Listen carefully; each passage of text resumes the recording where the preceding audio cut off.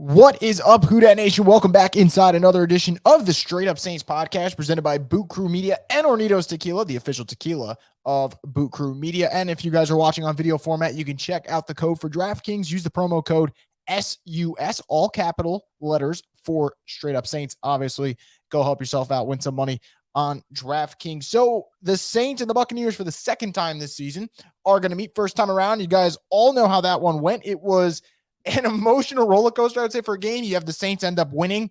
You have that crazy pick six with PJ Williams, but there's the aftermath of it. Jameis Winston goes down, and obviously the trajectory of the season has changed since. The Buccaneers, on the flip side, they're in a position to win the NFC South, and they can do it on Sunday night. So there's a lot at stake for this one. It's going to be completely different for the first time, and I know I say that a lot, where you could take a first matchup and throw it out the window, but this one specifically, it's the first time we're going to see Taysom Hill against the Buccaneers. We have seen Trevor Siemian play against them. We have seen Jameis Winston briefly play against them. We have seen Teddy Bridgewater in 2019 play against them. We've obviously seen Drew Brees play against them. Now we're going to see what Taysom Hill can do against them, and it'll be fascinating. It'll be fascinating to see. Obviously, with Taysom, you lose that passing ability in terms of efficiency, although 15 of 21 last week, the Saints are going to need more of that. So I'm going to talk about what the Saints need to pull off the upset, who is in, who's out, or at least the way it looks for now. Talk about the Buccaneers side of things, although, you know, with the way it goes with them, obviously they got Tom Brady, which means they got the football gods on their side, which means they're pretty healthy, relatively healthy, I would say, at this juncture in the season. I'll give some updates going on, things that I'd like to see in this game, because again, I'm not expecting a Saints victory. If they get it, you know I'm going to be pretty pumped up on that next podcast, and if they don't, I understand. You're playing a Buccaneers team that has a lot to play for, just like the Saints. So I'll break all of that down. I'm also going to briefly give you guys my thoughts on No Way Home, because that is coming out this Thursday night, and you guys are probably listening to it this Thursday morning. And man, I'm pumped. Thursday night, I'm going with my brother, going with a couple of my friends and my cousins, and it's going to be pretty damn fun. So I'm going to give my brief thoughts on what I want to see from that movie as well. I know you guys are going to be like, oh, it's a Saints podcast. Well, after I get through the Saints stuff, if you don't want to listen, turn it off. And if you want to hear what I have to say about it, great. And if you liked what I had to say about it, let me know, because I would like to explore that world too. So let's get into it. Saints injury report for this Wednesday. Honestly, I'm going to say it's somewhat encouraging and obviously somewhat discouraging as well. So the good news, Pete Werner came back at practice. He missed the game against the Jets. You had Gardner Johnson, limited participant, Marcus Davenport, limited participant, Taysom Hill, full participant. Those are all the good news ones. The bad news, still no Ryan Ramczyk. Armstead did not participate. Caden Ellis did not participate. Those are the bad ones for here. And then obviously, you know, some minor ones. Little Jordan Humphrey didn't participate, and Garrett Griffin did not participate. So that's the injury report for the Saints. On the Buccaneers side, no Jamel Dean, no Leonard Fournette, no Richard Sherman, no Antoine Winfield. Limited participant was Jordan Whitehead, and also and then two full participations, JPP and Bradley Pinion, the punter of the Buccaneers. We'll see what happens. Jamel Dean, I think he's got an illness. I would imagine, since it's not COVID-19 related, he should be good to go. And if he misses, that would be big. Sherman, look, Achilles can be scary, so we'll see what happens there. But if Dean and Carlton Davis and Sean Murphy Bunting are playing, they're not going to need Richard Sherman. I would say the big one is Leonard Fournette. Leonard Fournette's been a really good running back this season, just coming off a 113 rushing yard game against the Buffalo Bills. If he doesn't play, that would be the big one, because they just put Gio Bernard on IR. And with Gio Bernard out, that gets rid of your receiving weapon. And if Fournette is out, then that get rid of your best runner. Now, they do have Ronald Jones, so it's not like they wouldn't have any runner in there that Bruce Arians can't trust. But that would be a big loss. I know that Leonard Fournette can be considered one-dimensional at times, but he's had a really good season, and he deserves his flowers. So if he misses it, that would be the big absence there. But overall, I think the real concern is the tackles. And there's two thoughts on it. One, I'm not going to get all up on the Armstead thing, because this could just be their way of monitoring him. And again, if you rest him for a couple of days, maybe he'll be a little bit fresher than you'd expect on Sunday. So that's a possibility. The reality of the situation is, though, I don't know how you extend Teron Armstead after this year.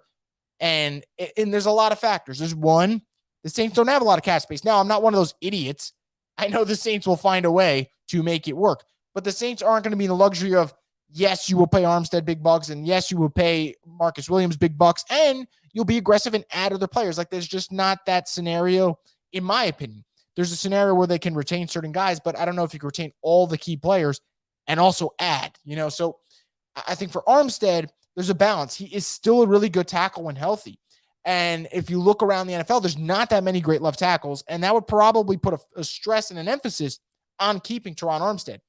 But you also have to think about his injury history. You have to think about this year, he's probably missing more time than he usually does. You have to consider that he is getting older.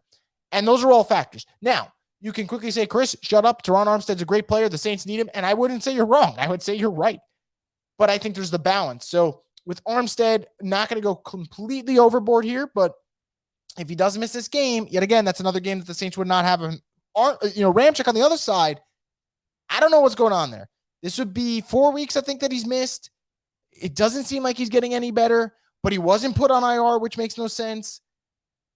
I'll say this about the Saints. I'm not going to get into a huge rant here, but I just always find it odd. Like, are they just misdiagnosing situations, or are players not recovering as quickly as they're expected to recover? Because why aren't they going on IR when they can? And like the Kamara one I get. Kamara had a setback, had the hamstring injury flare up, and that's why I didn't play. If Ramczyk's injury was supposed to be 3 weeks, maybe 4 weeks, put him on IR. Like, it's just a very weird situation. Not having Ramczyk played such a huge factor. It doesn't get talked about enough, but you've been down him, and he just got paid. So we'll see what happens with that situation. But the tackles for the Saints, if they can't play, you're going up against a ferocious Buccaneers defense, especially in the front seven. The secondary can be had, and I'm going to talk about that in a little bit, but in that front seven, you want your offensive linemen. So the Saints being banged up there, not great. Now, there is this, idea that the Saints are going to get steamrolled on Sunday, and it might very well happen. The Buccaneers are playing for a division title. The Buccaneers are sick and tired of losing to the Saints in the regular season, and whether or not we like him or not, that old bastard in Tampa Bay, Tom Brady, he's playing pretty damn well. And he probably will win MVP this year, which is just absurd because, most 40-year-olds, should I say most 44-year-olds, are not sitting out here throwing 36 touchdowns in the middle of the season. But Tom Brady is, and I don't know what it is, if it's that avocado ice cream or PEDs that he's shooting up. I have no idea what it is, but he's having a great year. And I understand everyone's going to pick the Bucs, and heck, in 10 minutes from now, I'm going to tell you that I would pick the Bucs if I had to, but I don't have to. But the Buccaneers are not a perfect team. There is no perfect team in the NFL this year, so I'm not taking a shot at the Buccaneers. The Buccaneers probably have the best shot besides the Packers, I would say, in the NFC to make it to the Super Bowl, but they're not a perfect team. And there's two things I've noticed with the Buccaneers that, it just you bring it up and you say, all right, let me see how they do against these players. And here are the two things. Mobile quarterbacks have given them trouble. Josh Allen gave them a lot of trouble last week. And I know you guys are going to say, well, it's Josh Allen. And you know what? I knew you guys would say that. So I would combat that by saying Taylor Heinicke played pretty damn well against the Buccaneers, not once, but twice. And then you're going to say, can Taylor Heinicke move? And Taylor Heinicke is actually really shifty and really slippery. And he had a really, really efficient game against the Buccaneers back on November 14th. And here's the second thing. And this is through anything. Their secondary can be had. Taylor Heinicke played well against them. You go to the Colts game. I thought Carson Wentz had a pretty darn good game against them. Obviously, he had 2 picks because Carson Wentz from time to time gets loosey-goosey with it, but I thought he played well. I thought Josh Allen played extraordinary. I thought you even had Simeon when he came in relief duty played well. You had Jalen Hurts play decent football, especially running the football. Their secondary can be had. Their defense at times can be had, most importantly with mobile quarterbacks. But that also brings up this point. When you have a mobile quarterback and you can run the football, and the Saints are going to want to run the football, time of possession is huge. And this isn't some new discovery by me, so I get that. I don't care what team you're facing. If you control time of possession, if you play clean football, you're always going to have a chance to win. And I look at that Washington game, and I see all the stats up there, and passing yards pretty much equal. Rushing yards, Washington only had 94. Yards per play, Tampa Bay way above them. Third down efficiency, all right. Fourth down efficiency, even. Sacks allowed. Tampa Bay gave up no sacks. Washington gave up 5. So you look at the stats, you're like, well, how did Washington beat Tampa Bay that game? Washington held the ball for 39 minutes. Tom Brady and the Bucs held it for 21 minutes. That is a huge gap. Now, I am not expecting the Saints to be able to just do that because in a division game, it's hard fought and it's really hard. Like to hold the ball for 39 minutes, you're doing something really right. But that has to be the formula. You go into this game, you play clean football with Taysom Hill. That is one. Two, you control the clock. Long drives are going to be the Saints' friends. Or friend, I should say. Not plural. Friend. Tom Brady can't hurt you on the bench.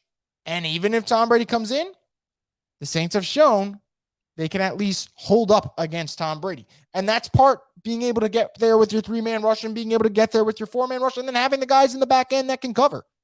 Lattimore, Gardner-Johnson, Adebo, Roby, whoever it might be.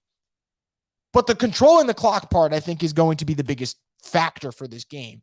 And I think that starts and ends with Taysom Hill being able to move the football with his arm. And yeah, I just said they're bad against mobile quarterbacks. I just said that. But the mobile quarterbacks had good games throwing the football.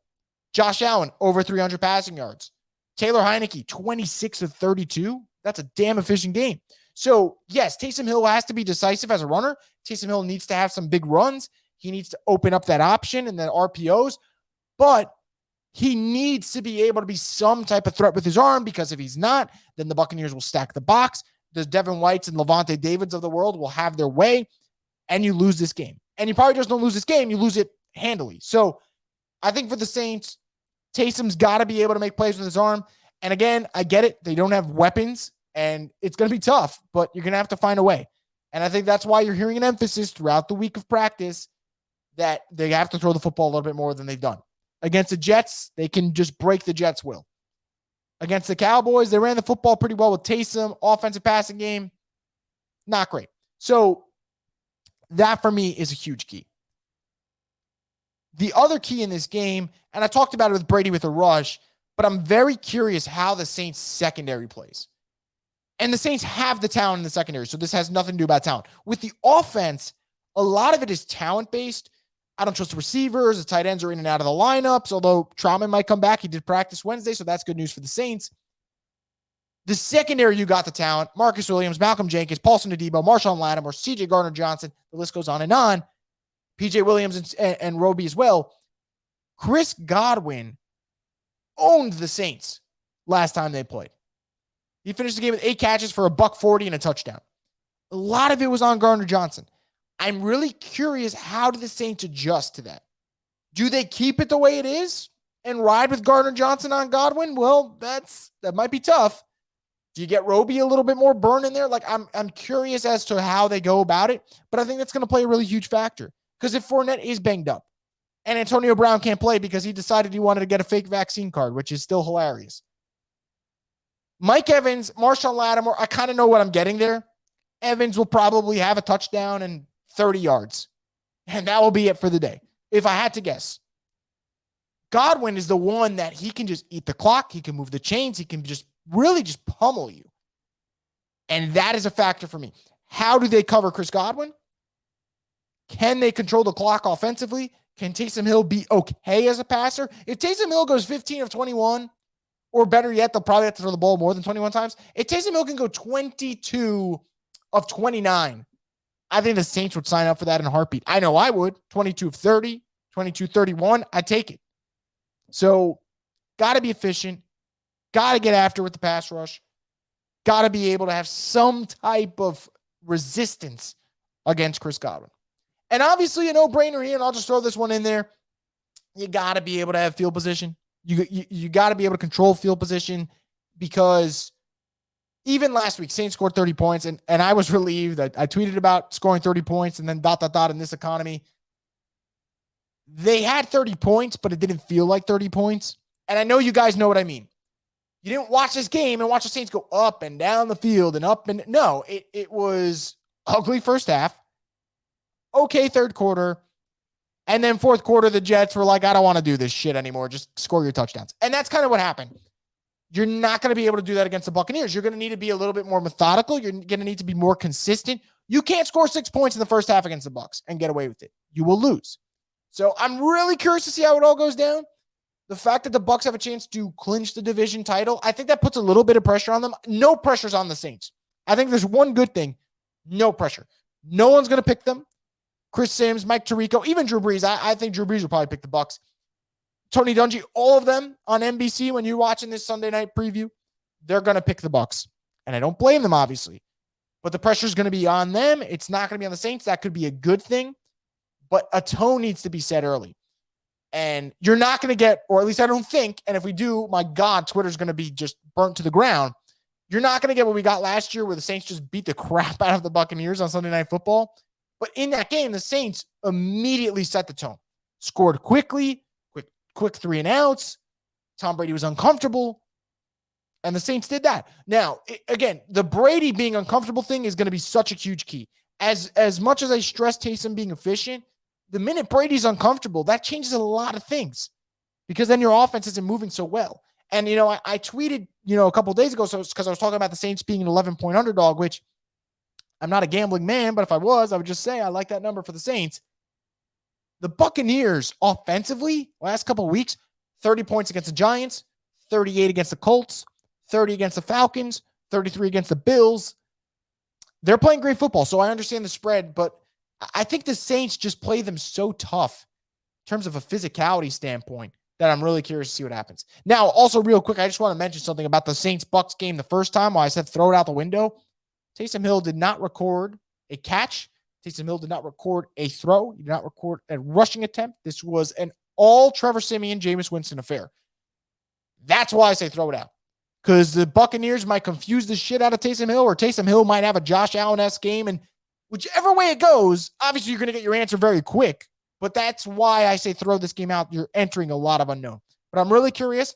I'm not going to say the Saints don't have a shot. They play the Buccaneers really well. They have a really good defense. And I think for the Saints, that controlling the clock thing, that's going to be the key. Can you control the clock? Move the chains? Be at least somewhat efficient in the passing game because you cannot be one-dimensional against the Bucs. And a lot of it is because, A, the Bucs secondary is bad. So if you're going to be one-dimensional, it has to be through the pass. And 2, we stress about Alvin Kamara and how great he is. The Buccaneers have linebackers who can match his athleticism. There's not many teams, maybe 3 teams in the league. I think Devin White on the Bucs, Darius Leonard on the Colts. I would say Fred Warner on the 49ers. I would say those are the 3 linebackers that I think in space, I'm not saying they're going to beat Alvin Kamara. I'm saying, though, from time to time, they can hold their own. Other dudes just can't. Bobby Wagner struggled this past year. Eric Kendricks, I've seen him struggle against Alvin. So I'm really curious to see how that goes down. Now, I did say before I wrap this up, I was going to talk about No Way Home real quick because, goddamn, I'm really excited for that. So, as you guys know, I tweet about Marvel an awful lot. Just tweeted about Hawkeye earlier this Wednesday. You're listening to it on Thursday. And if you didn't watch Hawkeye episode 5, shame on you because that was my favorite one so far of the series. So I'm going to keep it real quick. No Way Home, the 3rd installment of the MCU Spider-Man franchise. That is Thursday night coming out, at least for us Americans. So I know UK got it already, and I'm sure they're trying to spoil it as hard as they can, but it is what it is. So I'm really excited for that. I recently was on ESPN's morning show on Tuesday, and I was talking about it with my good friend Lynn Bodwin about, what we expect from the movie, what it could be in the movie. And I know a lot of you are like, dude, it's straight up Saints, just talk Saints. And I know I'm going against my rule, but make it a one-time exception. There are a couple things. I think this movie's going to hit us with so much nostalgia. And whoever's listening, the rumors about Toby, rumors about Andrew, that part's sick. But more importantly, I want to make sure it's not just fan service. Fan service is good. I love fan service. And as a dude who reads comics, I will gladly take fan service scenes. However, it needs to be justifiable fan service. They can't just be in here just to be in here because we know it's going to make a lot of money. No, it needs to make sense. There needs to be closure. There needs to be, insurance that you don't ruin some people's arcs. Cough, cough, doc, ock. Do not ruin that arc. So I think it's going to be really interesting. I'll say this before I close and go right back to Saints and then finish this podcast up. I am so excited. Obviously, the kid in me is so excited to see Tobey Maguire. The teenager that was in me is so excited to see Andrew Garfield because you guys know he's my favorite Spider-Man. But all that said, I really want to make sure Tom Holland's Spider-Man doesn't get lost in the shuffle because it is his movie. And for those who don't know, I've had a really big issue with MCU Spider-Man. It has nothing to do with Tom Holland. I think he's a fantastic casting choice. I don't think that character deals with responsibility. And I think for once, at least the tone from the trailer, the tones from all the interviews and stuff, it seems like he will deal with that and go through tragedy and realize there's consequences to every action. Even if he thinks he's doing the right thing, there's a price to pay for living that double life. And if that happens, I think I'll probably love the movie. So we'll see what happens. I'll obviously tweet about it Friday. No spoilers from me. You can guarantee it. No spoilers from me. I may tweet spoiler stuff next week or 2 weeks from now. I'm not doing it this weekend. So don't worry about that from me, but I'm really excited for that. So we got No Way Home Thursday night and Sunday night, Saints Buccaneers. The perfect week or close to this week would be great Spider-Man movie and the Saints beat the crap out of Tom Brady. I think I'm going to get one of those. If I get both of those, I'll be a pretty happy guy. So we'll see what happens. No Way Home, like I said, Thursday night. Sunday night, Saints Buccaneers, second meeting this season. Saints won the first time. We'll see if they can get the sweep for the second straight year in a row. And if they do, man, it's going to be a fun week. But we'll see what happens. Saints are big-time underdogs going into that matchup. But who knows? Crazier things have happened. So I thank you guys so much for listening to this. If you guys like the little Marvel stuff, just hit me up because I have some ideas in my head. But we'll see what happens, guys. So I appreciate you guys tuning into this one. Stay tuned for more content in the very near future. I'll have a recap podcast, hopefully, of a Saints upset. That would be quite something, to be honest. So thank you for tuning in. Stay tuned for more content in the near future. And let's hope the New Orleans Saints can pull off this upset on Sunday night against the Tampa Bay Buccaneers. It's going to be a fun one. It could get wild, hopefully in the right direction. We'll see what happens, and we'll be all there recovering and recapping on not just the Straight Up Saints podcast, but also my Twitter at Rosvoglou Report. Make sure to check it out, guys. Really appreciate it. Hope you guys have a great week. Enjoy your weekend, and I'll talk to you guys very, very soon.